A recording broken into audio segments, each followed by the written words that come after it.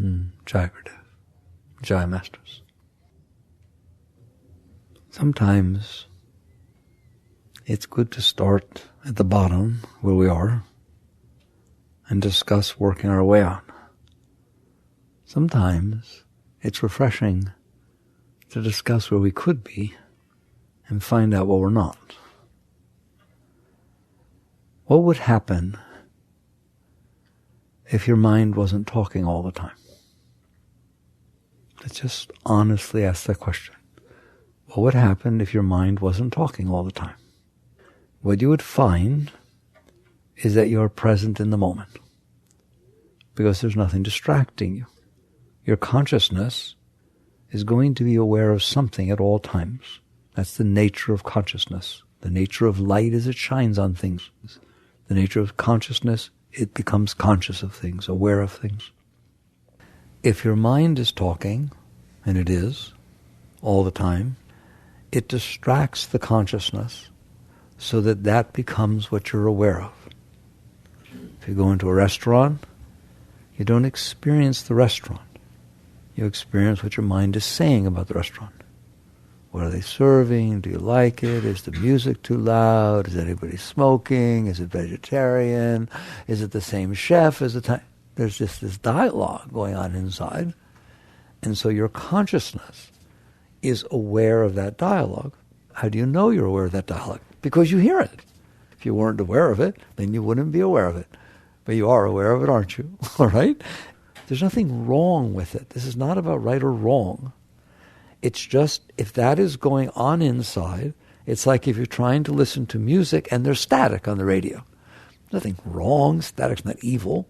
It's just it's very hard to hear the music because the static's in the way, and it's real hard to listen to the music through the static. I mean, theoretically you can do it, but the static distracts your consciousness, your awareness, so that you are aware of the static. Well, to whatever degree you're aware of the static, you're not aware of the music.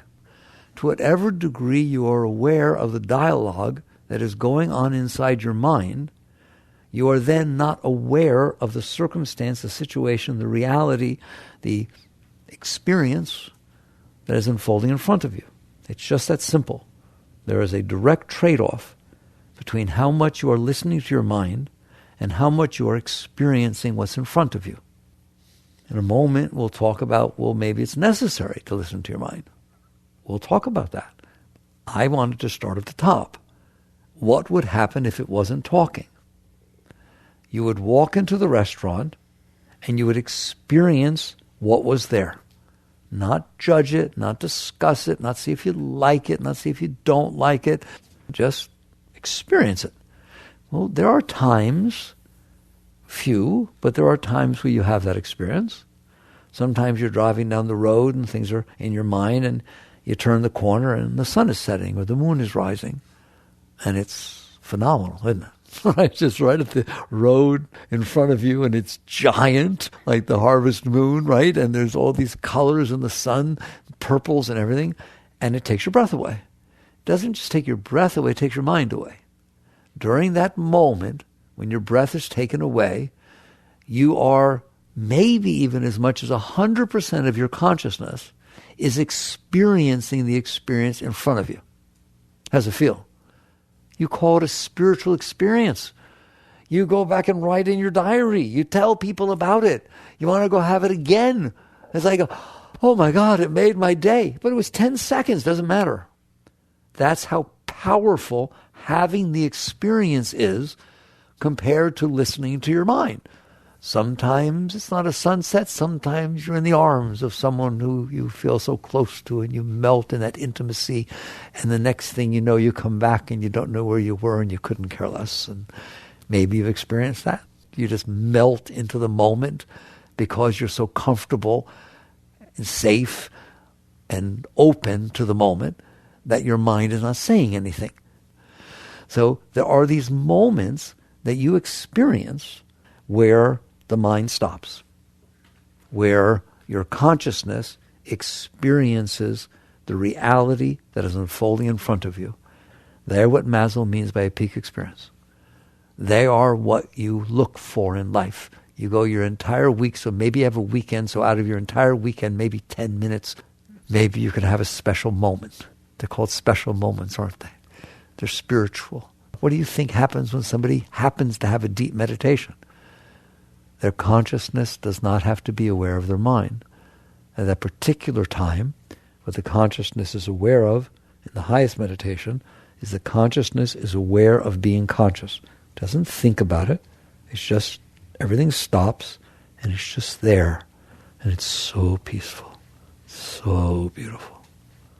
That's why people meditate. All right? All you have to do is have one good meditation for 20 seconds and you'll keep meditating. Because it's that much more beautiful than anything you experience in your life. So that is what happens when your consciousness is not distracted by the commotion, the dialogue that is going on in your mind. It doesn't matter whether it's in meditation, whether it's in the sunset, whether it's in the moonrise, or whether it's in the restaurant, or whether it's at work, or whether it's in class. You can live in that state. Like if I asked you, you've had many breaths since you were born, I know you have. What percentage of the breaths that you've had across your entire life were during a state like that? Want to give me a percentage? You have to use scientific notation. 3 to the 10 to the minus 6,000. You hear me? It's like 0.0000. Seriously, let's look at it. People like to think they're high. Let's talk about high. High is when you live there.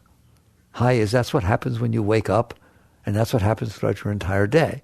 If you're brushing your teeth, it is the same as if you are in the arms of someone who loves you and you love so much and it's your first kiss and you're just completely melting. That's where it is. That is what your life is meant to be. In other words, it's not what's happening. It's the degree to which you're experiencing what's happening. A storm can blow your mind, can't it? When it gets all black and then there's this tornado touching front at a distance, I hope. All right, it's touching down over there. It's like, you get like, whoa, you're really quiet. Awesome, beautiful. These are the moments of life. Why? Because you're experiencing them. It is not because of the moment. Someday you're going to catch on. It has very little to do with what's actually happening out there. It has to do with the degree that you're experiencing what's happening out there. Let's say it's raining. It can do that to you. The rain can be so beautiful. It just falls down and it makes noise and it splashes and you're just so present you can't even come back. Careful, but driving your car can do that. Like the cars are going by and the trees are going by and the clouds are going by. And whoa. So I told you I would start tonight from up there and we can work our way back as to why we're not there instead of the mess where we are and see how to get out. So that is a very simple way to look at a high state. You're present.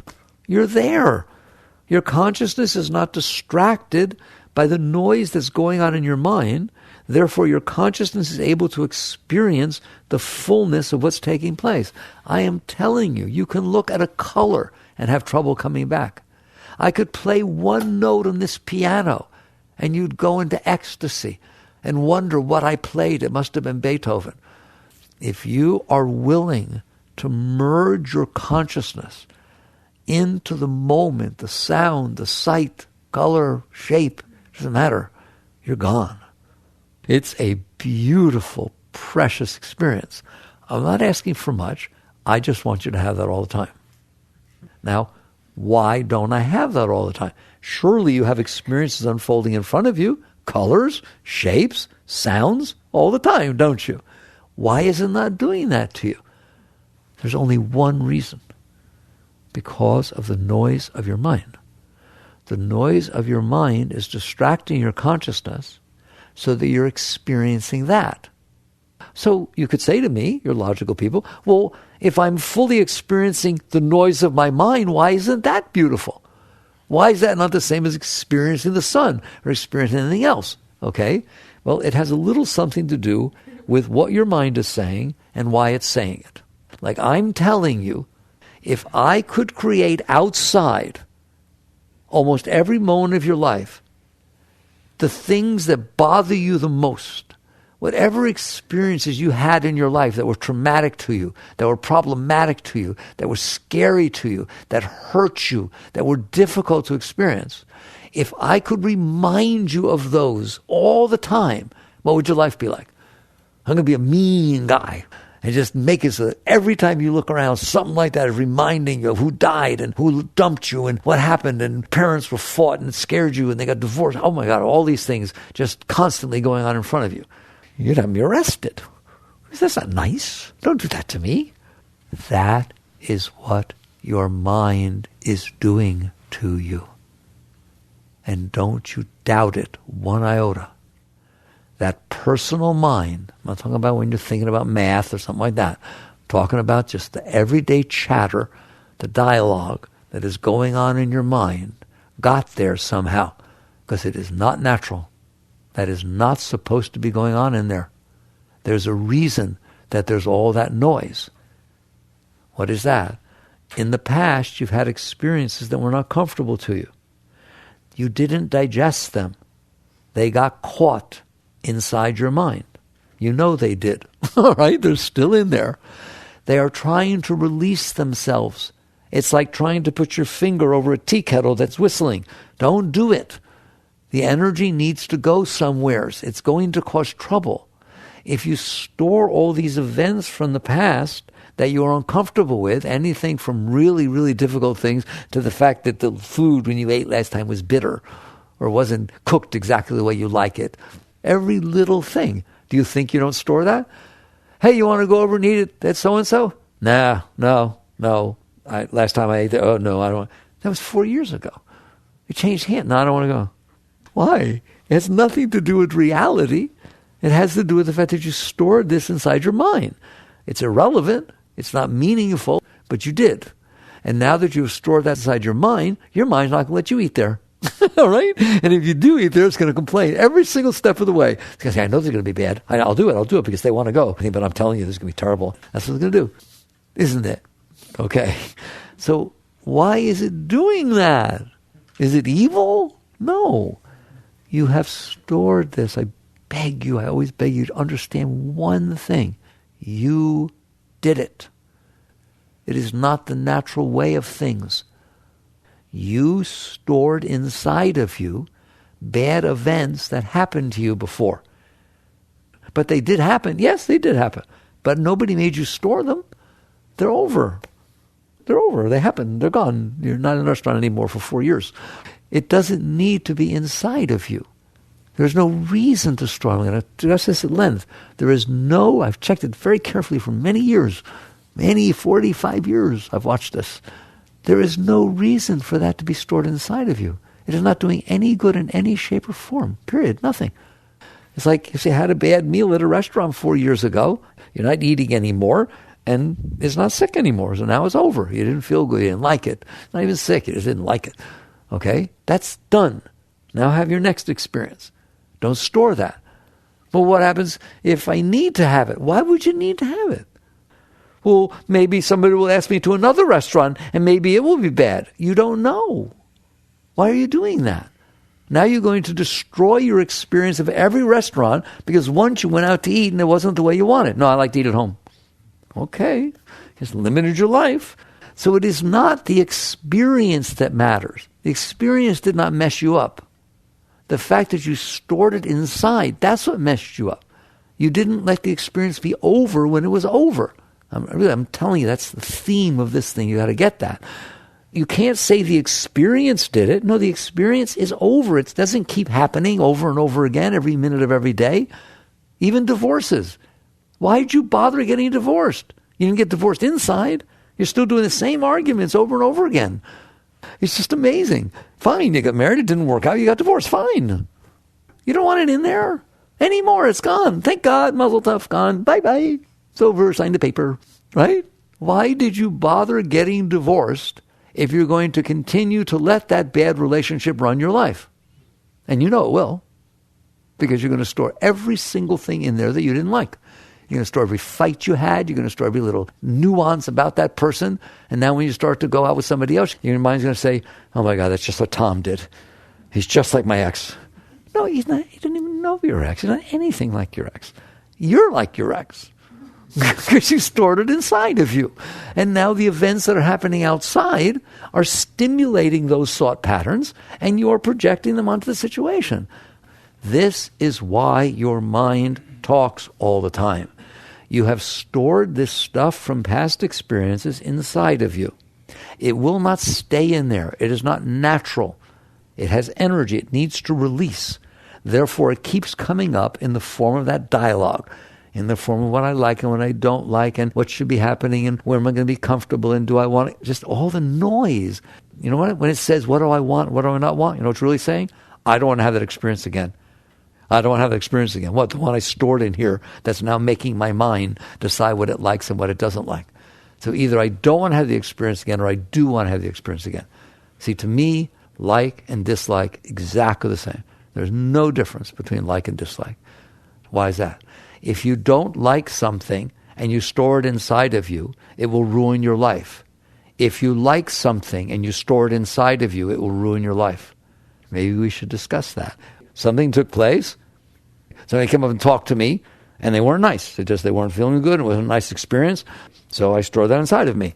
Next time I see that person, yucky feelings go on inside of me. I don't have anything to do with them. Next time somebody says their name, even if it's not that person, that name the same, well, these icky feelings come inside of me. So I just ruined my life. I ruined my experience. I got yucky stuff going on inside of me. I can't be friends with certain people. I can't be friends with someone who's a friend with someone who knows that person.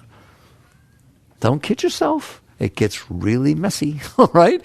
The minute you store negativity inside of you, it comes up all over the place.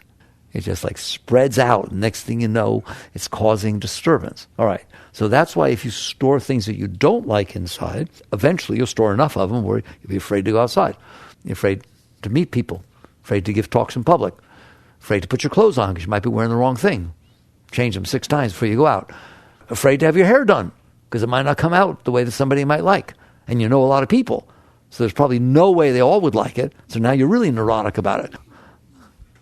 I hope you're laughing because you see it. If you store experiences inside of you, they will ruin your life. Why do storing good experiences ruin my life?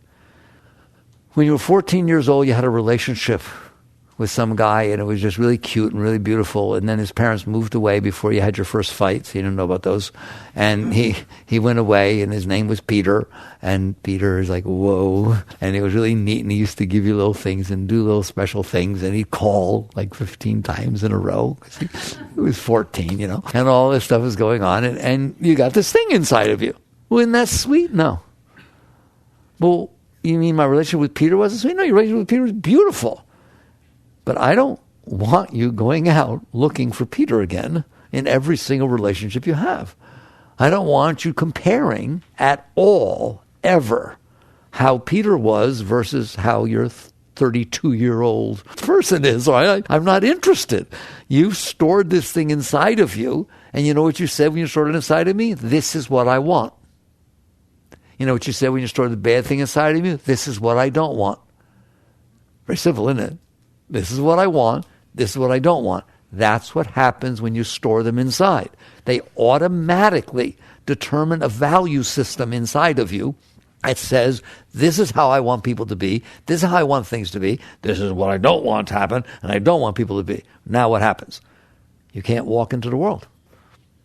They did it really simple. I won't belabor it. Just that simple little thing I said. Now when you walk into the world, guess what you're doing? You don't even want to experience reality. You want to find what you're looking for. You want to find Peter, or someone who acts like Peter, an older version of Peter. You're actually looking. You're looking to see their behavior patterns. You're not experiencing what's happening. You're trying to experience what already happened before. That's why it ruins your life. Why? It's not going to happen again. It was a spontaneous experience that was very beautiful. And I guarantee you, if when you were 12, you had an experience before Peter, you wouldn't have had the experience with Peter because you would have been looking for that guy in Peter, and he's not the guy. So that's what happens if you like something and you store it inside and say, that's what I want again. It's not going to happen again. If I turn the corner and I see that sunset and it blows my mind, it's so beautiful, my heart pops open and I'm like drunk driving home. Please don't go back the next day and bring your friends. It's not going to work out. The colors will not be the same. It might be cloudy a little bit. And all you're going to be saying is, oh, it was much more purple. Right or wrong? Come on, blush. Right? I want it because I'm telling you I've done it. It's not going to be the same. It's a totally different experience and reality. The weather is different. The timing is different. The earth is different. Everything is different. But inside of you, nothing's different. Inside of you, you have taken a Kodak moment of this beautiful picture that you had. Good, I'm glad it was nice. I want you to have nice experiences. Then let them go so you can have more. Because the more you soar inside of you and say, this is what I want to have, the less nice experiences you will have. Because I'm telling you, when you turn that corner, if you had a preconceived notion of what you were looking for, you would not have been blown away by that sunset. And the intimate ones, that's all the more so. There is no time that anyone will kiss you that will be the same as the last time they did, especially the first kiss. We know about that, all right? Stop it. Let everything be whole and complete within itself. Say thank you for the experience and then be open for the next one. That's how a great being lives. They are not looking to repeat the experience, any of them. And likewise, when you have a negative experience, there's nothing wrong with having a negative experience. What does it mean? It didn't feel good. Of course, things don't feel good. Lots of things don't feel good. Have the experience. Then let it go. It doesn't have to be in there anymore. You don't have to do anything about it. You have the experience when it's happening, and then you let it go so that you can have the next experience. But that is not how we live. We take the ones that we liked, and we want them to happen again. And so we're looking outside, and then we miss what's actually there. We take the ones that we don't like, and what do? We look outside to make sure they're not happening. We actually look for them. If you go to a party after recently you broke up with somebody, your mind's saying, oh God, I hope he's not there. I hope she's not there. And what do? When you go there, you actually look for them. Is she here? I hope she's not here. And you catch on. That's why it is a mess in there. There's no other reason. It doesn't have to be more complicated. It is a mess in there because you made it a mess in there. You stored these past experiences and said you either want to have them again or you don't want to have them again. That's where you get your system of like and dislike. So we ruin our lives because what we did with our mind. And what we did with our mind is the natural result of storing inside the events that already happened instead of letting them go. All right, so there's the framework of understanding why you're not at the high state. If you were at the high state, you would not be doing that. Events will be unfolding in front of you. You will be experiencing them, interacting with them, and then when they were over, outside, they're over inside. I told you. At one point years ago, I like to aim high with my bar. I said to Mickey, we're going to do that. He said, what? What now? You've done so much with me. What do we have to do now? When it's over outside, it's over inside. Try it. Because that ain't natural, is it? That isn't what the mind wants to do, right? But play with it. You have to be good at it. Just play with it. When it's over outside, it's over inside.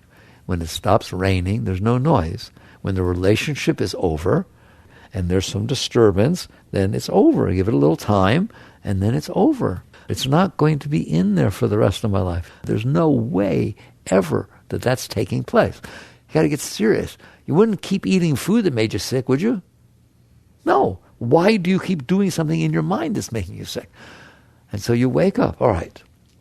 So now I've laid down the gauntlet of saying the only thing you have to do to reach a beautiful high state of experiencing every moment of your life fully, totally, richly, is to do something about this mind that you have going on in there, and we know what to do. Stop storing the stuff. Now, what your mind's going to say is, but don't I need to think about things? Isn't there a benefit to think about things? I swear I'm going to shock you. My experience is no. If I meet somebody and I enjoy the experience and we decide we'll meet again tomorrow, There is nothing for me to think about between now and tomorrow. And anything I do think about is going to ruin tomorrow. I'm just going to make myself neurotic. What should I do? What should I wear? Can I call in between? Maybe oh my God, it's just going to drive you crazy, isn't it? All right? So that when you go in to have your tomorrow, you will not be open. You will not be clean. You will have had the conversation 15 times about what they're going to say and what you're going to say and what you're going to wear and where you're going to go. And what are you doing that for? Why, in truth, let's look at this. You met that person. You didn't know them. You didn't even know you were going to meet them. You bumped into them at Publix. Well, you didn't worry about what you're going to wear. You didn't even know you're going to meet them. You didn't do anything to make it happen. The real experiences in life are the ones that happen to you, not the ones you conjure up and try to make happen, because the very act of conjuring them up and trying to make happen ruins them. It is the spontaneity of the moment that takes place that touches your being. So you realize, I don't need all that neurosis. Tomorrow will be tomorrow, and when it's time to go out, I'll make sure I'm wearing something reasonable, and then I'm excited to see what's going to happen. That is so clean. It's so beautiful. In other words, bring the wholeness of your being into the moment, not the neurosis of what you figured out. When I was up in early days, I was traveling in my van, and I'd pull over and meditate. I just park on a spot in the middle of the woods and stay there for a week and meditate for hours, right? And I once was invited. I met these people, and they let me stay in the fields behind their house. And I would come up, they'd let me come into the house, and I came up, and I remember this one girl, I'll never forget, this was back in 73 or something, I'll never forget. She just said to me, I watch you in the van out there, you just sit there for hours. I said, I'm meditating. She said, well, what do you think of? I said, hopefully nothing. And what she said to me, I'll never forget, she said, if I sat down for 1 hour, I will have lived my entire life in my mind. Not so far off, is it? If I sat down alone for 1 hour, I would have planned my whole life out and determined what was going to happen. And, OMG, that's unbelievable. Of what purpose is that? It's not what's going to happen. So you just made a mess of that hour. You could have had a beautiful hour. Why would that happen? There's a good insight to you. Why is it doing that? Instead of being quiet and letting me experience the beauty of being outside and experiencing nature. It is because of fear. The reason you plot and plan and think all these things out is because you're afraid. That's why you worry. What is worry? I'm afraid I won't get what I want. I'm afraid I'll get what I don't want. It's fear.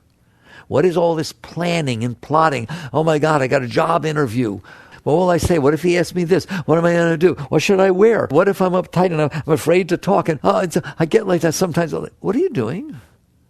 You're making yourself sick. Why? Because I'm scared.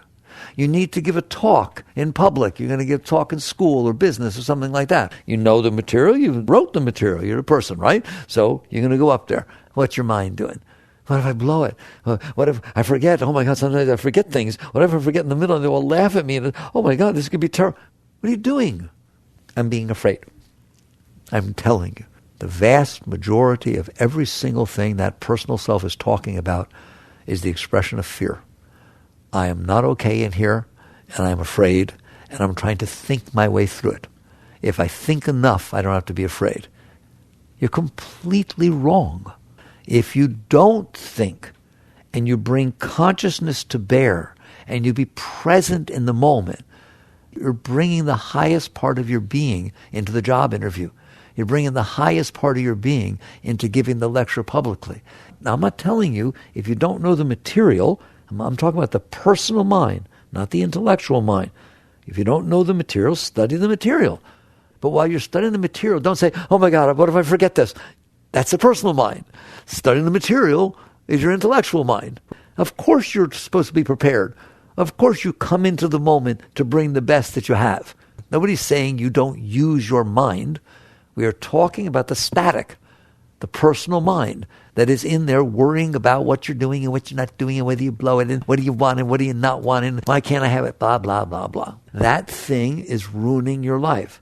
So you start to realize it really is fear that is causing this. Well, now we've gone a long way. We talked about how it could be really beautiful.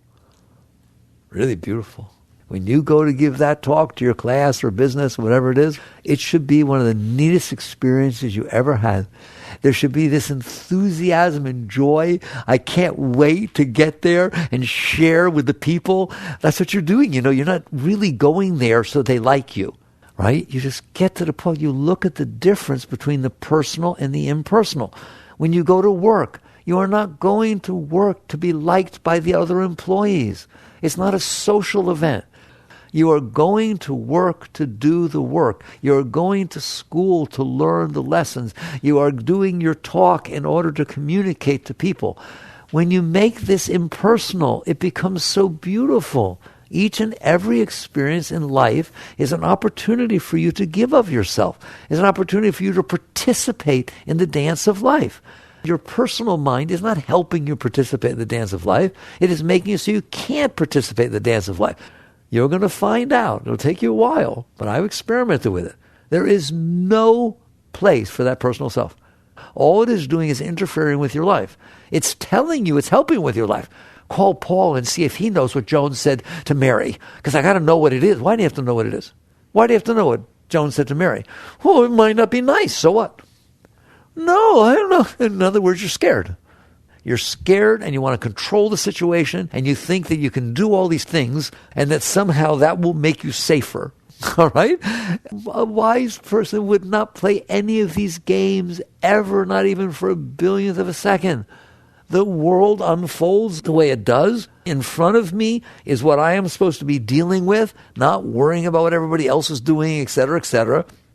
I'm going to bring the whole of my being into the moment I'm in and give that moment everything I have for no reason other than it's the moment that life is giving to me and I'm going to give myself to that moment. That's called selfless service. Now you see how this sort of psychological talk is really spiritual. A great being walks into the moment and says to the moment, how can I be of service? That's all you're saying to every moment that unfolds in front of you. How can I interact with you that makes it so you're better off because I did?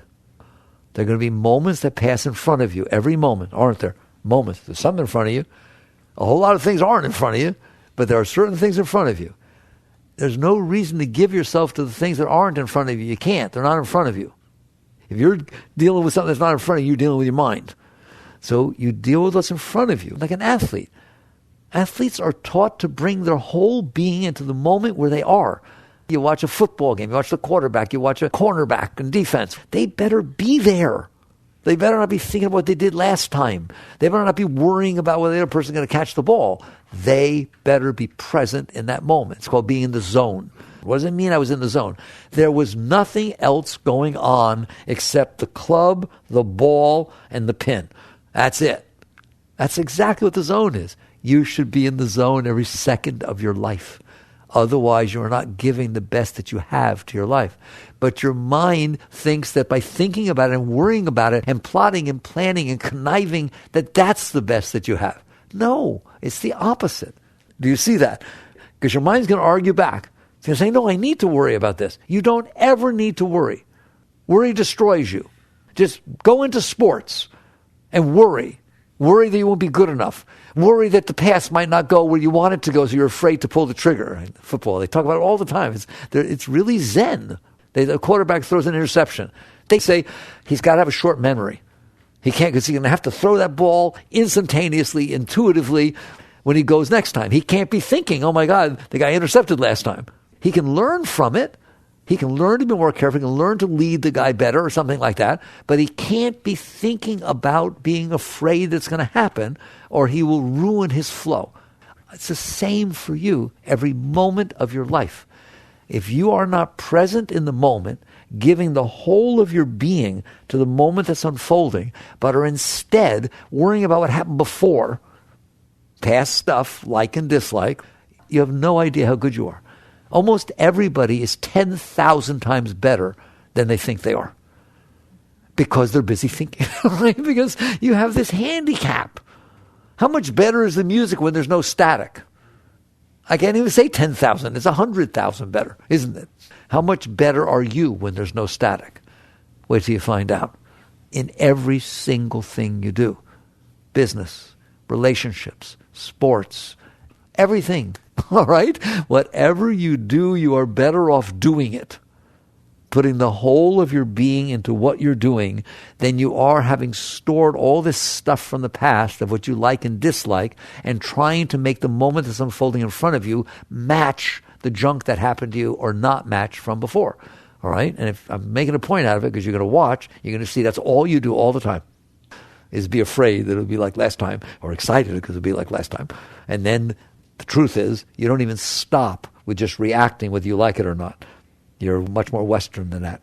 You've decided, I'm going to make it be the way I want. What do you mean? I've stored what I like and what I don't like. It's messing me up completely because I can't enjoy anything unless it's the way I like and not the way I don't like. And of course, it's not going to be that way by itself. So I am going to make it be that way. Really? How are you going to make it be that way? What exactly do you mean when you say, I have this way I want it to be based on my past experiences of what I liked and disliked, and I know it's not going to be that way by itself, so I'm going to devote my life to making it be that way. What exactly do you mean by that? How are you going to do that? Well, the first thing I'm going to do, I'm going to give my mind another task. What? Figure out how to make everybody and everything be the way I want. Sir, could you repeat that, please? Okay. Here's your job, mind. Figure out how to make every moment that unfolds in front of me be the way I want and never be the way I don't want. Well, your mind's very intelligent. And so what it says, says, well, what about the moments that aren't in front of you? Because there are lots of those. Do they have to be the way you want and not be the way you don't want? No, I don't care about those. Just the ones that are in front of me. Just mind, whatever it is that's in front of us, I want it to be the way I want. Do you hear what I just said to you? Is that not what you're doing? Do you not want the moments in front of you to be exactly the way you want and never be the way you don't want? And are you looking to make sure? And do you indeed say to your mind, now that we know what we want and what we don't want, make it be that way. Figure out how to be that way. Maybe if I trip over this person, they'll notice me. We're really going to do this, are we? We're going to go out there and try to manipulate the moments in front of us to match. How's that working out, by the way, so far? How's that work out? It doesn't ever work out. And I've given you that discussion before. The moment in front of you is sacred. Every moment, that's like saying, I'm going to make the sunset look the way I want. All right? If you sit there and say, I'm going to make her be the way I want, because I have this way I want a woman to be, and she's very close. But a couple of things are a little different, but I can change that. She's young yet. We can change that. She says she loves me. If she loves me, she'll change. Oh, my God. Run away, please. So the net result is, you're not going to control the moment in front of you. And the very fact that you sit there and think that that's what I want to do, that's a problem, not a solution. So a wise person walks into the moment that's in front of them with a sense of respect, with a sense of honor. They look at that moment. It took 13.8 billion years for that moment to get here. Every single thing had to be the way it was for 13.8 billion years for her to be sitting there right now. That's it, every one of you. If anything had changed, it wouldn't have happened. It had to be exactly the way it was. And that caused the moment to happen. That's true of every moment. That's the nature of things. So you start to look at the moments as gifts. They are presents being given to you, and you have the right to interact with them. They are not things that you complain about. They are not things that you decide how you want them to be based on your past experiences of like and dislike, and then fight with them and complain and do all this stuff with them. You make a complete mess.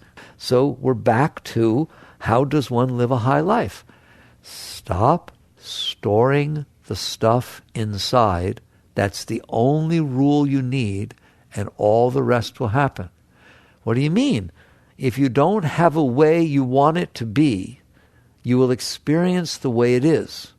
If you have a way you want it to be, you will not be able to see the way it is. You will only see how it deviates from the way you want it to be. Therefore, you will get ulcers, and you will have tension, and you will be scared, and you will worry, because you have a way you want it to be. It's fine to walk into the moment and say, how are you, moment? How are you? I haven't met you before. I wonder what you're like. Not, I hope you're the one I'm looking for. Those are totally different relationships. I am willing to meet you. Not, I want you to be me. Just come into the moment, clean. This is getting down to Zen. You're getting down to empty mind. You're coming down to be here now. You're coming down to mindfulness. Come into the moment without preconceived notions of how you need it to be. That doesn't mean that if you have a test, Mickey said, don't study and just come into the moment because it presented itself to you and now let's just see what happens. No, Mickey didn't say that. Mickey said if you have a test, then you study for it. Why? Because you're a student, and that's what you do. But you don't complain. You don't wish you were doing something else. You don't take 50 to 60 to 70% of your consciousness while you're supposed to be studying and be somewhere else.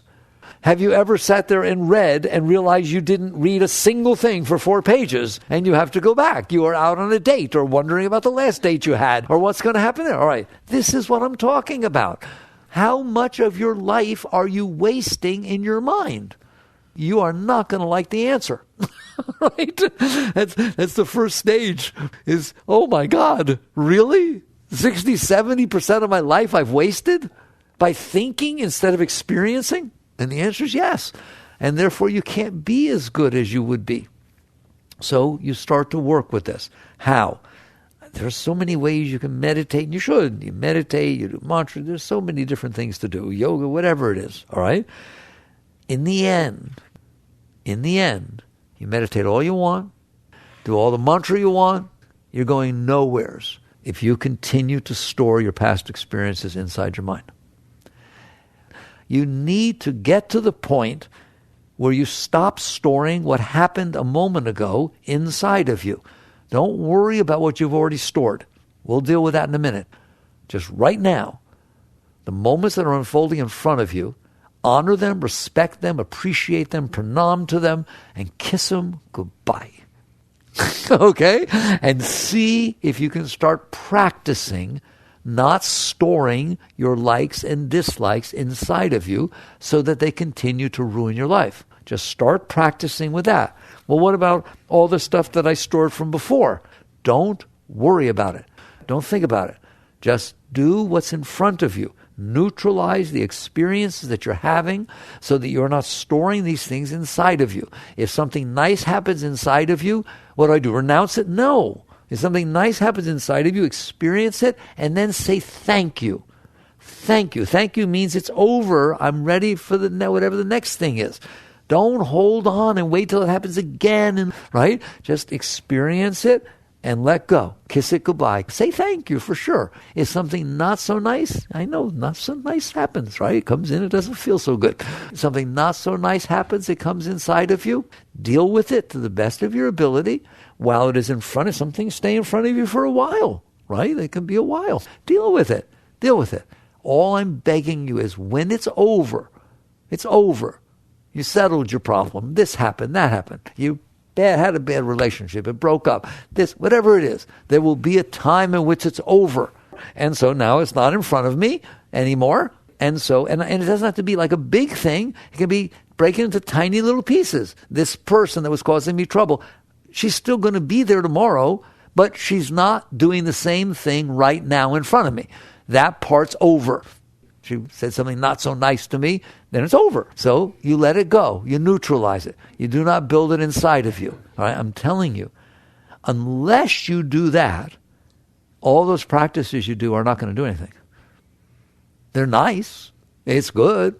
Maybe you meditate makes you feel better. When you come back out here, if you're continuing to do this, you will never know the state I'm talking about.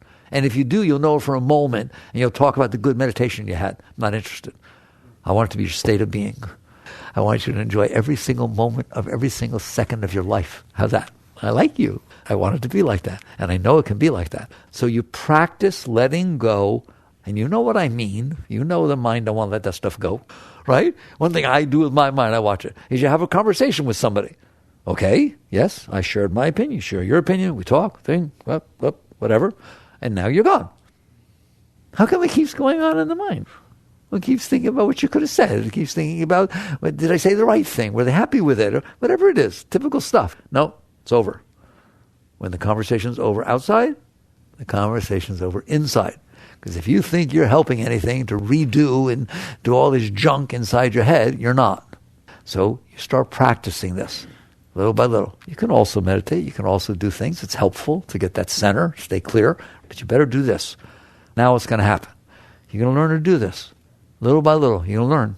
And life's going to get a lot easier. The first layer is called low-hanging fruit. Just these things that happen that bother you for absolutely no reason. The driver in front of you is going too slow. This happens, that happens, just rain, whatever it is. Stuff that's meaningless, and you used to let it bother you. Now you let it go. All right? And I'm telling you, you feel much wholer, much greater. All right? Because you're not storing the new stuff, pushing it down on top, the old stuff will start to come up. The old stuff will start to come up internally by itself. You'll be driving along and all of a sudden you're crying. You don't even know why. And then all of a sudden you're thinking about when your parents got divorced 25 years ago. Good. Don't come to me and say it doesn't work. No, that is it working. Well, what do I do with that? That's always bothered me, but I didn't have to think about it until I started letting go of the other stuff. That's right. That's what's going to happen. Because you're not shoving the new stuff down. The old stuff's going to come up. All right? Well, what do I do about that? The exact same thing you did with the new stuff. Now that you're better at it, you have learned to let go and to neutralize the moments unfolding in front of you.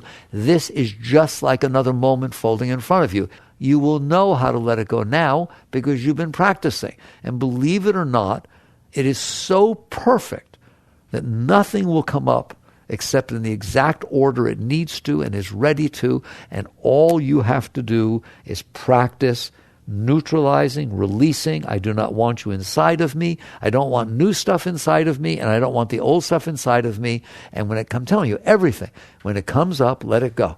Just let it go. Offer it up, wish it out. And you're going to start to do what's called purification. That is spiritual purification. It's purifying this junk that you have inside of you. How do I do it? You don't. You just stop resisting it. It will come up naturally on its own. It does not want to be in there. That's why it keeps trying to come up. You just keep pushing it back down, don't you? All right? Don't. And even how small it is, you're going to see these tiny little things. They bothered you, and you stored them in there. Let them go. Don't judge yourself. Don't get mad at yourself. Nothing. Just let go. Let go. And then what's going to happen, you'll reach a point where you have let go enough. And I don't care if you ever studied yoga, if you know a single thing about the chakras, if you know anything about the chi or Shakti flow, you will start to know about it firsthand. Once you cleanse that system sufficiently, you're going to start to feel this flow of energy feeding you from inside. It's just flowing up all the time, all day, every second. It's just pouring up inside of you, uplifting you, raising you. That is the Shakti, that's spirit, that's the chi. It was blocked by all this stuff and all this psychological mumbo-jumbo. You were wasting all your energy. Now you're not. And you become smarter, you become sharper, you become clearer, you're better at every single thing because all this energy is now focused. And then it will start to go higher and higher, and eventually it will reach the point between your eyebrows. And it will flow there all the time. You just feel this constant flow pouring out from that point. The Master called that the seat of consciousness, the seat of Christ consciousness. Why? When your attention, your consciousness, feels the flow of that energy there, it doesn't pay attention to anything below that point. The two chakras, the top of the head and the third eye, when the Shakti, when the energy reaches that level, naturally, because you've cleansed enough, it's over. Because now your consciousness gets pulled to the beauty of that energy flow, just like you get pulled to any other beautiful thing. And your mind can't get the energy to create that noise. All right, you don't have to meditate, you do, but you don't have to. Because not enough energy is going down into the personal mind or the personal heart or any of the lower chakras in order to activate them. The energy's staying at the two highest levels. But you don't need to know all that stuff. I don't even like talking to you about it. When you know about it, you'll come and tell me about it. I've had people just sit there and say, God, I don't know what happened. I was practicing this. I read that book, your book, this and that, and I started practicing this, and now what's happening? I feel this constant flow pouring out in my forehead. And I'll simply ask the question, well, what's your experience with that?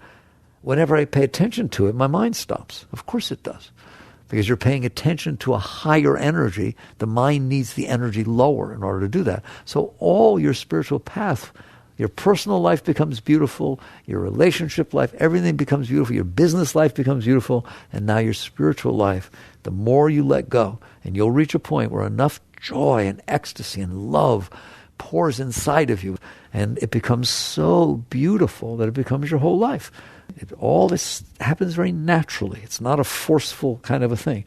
And even when that takes place, that this energy is pouring up in the higher centers, you're constantly feeling it flow out of there, that's nothing.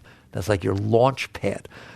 From there, the yogis, those who have reached the great states, realize at some point, it's not just the beauty of the experience, it's the yearning to know where the energy is coming from.